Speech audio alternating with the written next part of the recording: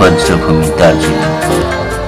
টি timber ট্যুরিজমে বিশ্বখ্যাত দার্জিলিং জেলার অবস্থান হিমালয় সংলগ্ন পশ্চিমবঙ্গের উত্তরাংশে।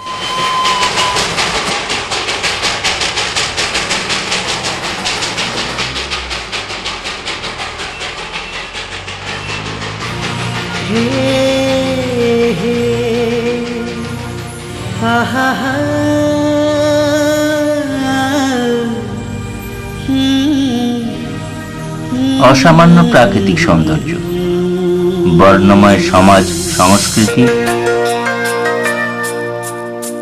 আর প্রতিদিনের জীবন সংগ্রামের চলচ্চিত্রায়ন নিয়ে বজ্রভূমি দার্জিলিং।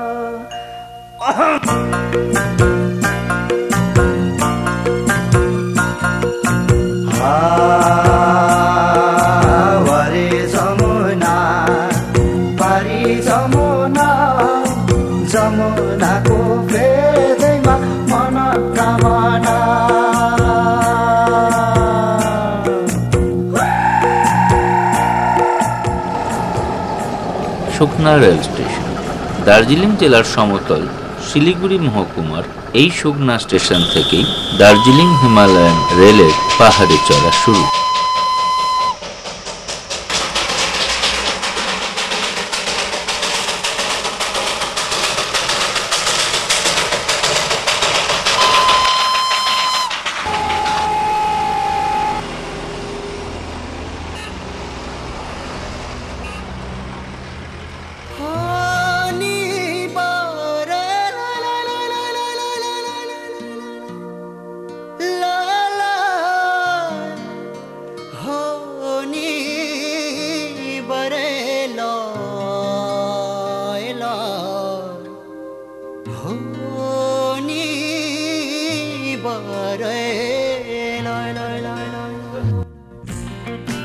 দার্জিলিং জেলার মোট আয়তন ৩,১৪৯ বর্গ কিলোমিটারের মধ্যে পার্বত্য অঞ্চল ২,৮১৭ বর্গ কিলোমিটার। জেলার ৪টি মহকুমার শিলিগুড়ি ছাড়া কালিম্পং, কার্শিয়াং, দার্জিলিং পার্বত্য ভূমি।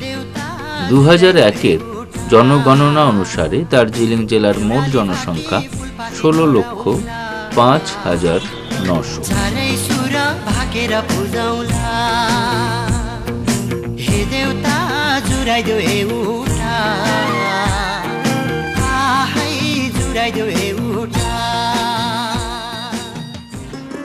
দার্জিলিং জেলার কমলা লেবুর চাহিদা আর পরিচিতি সারা দেশে।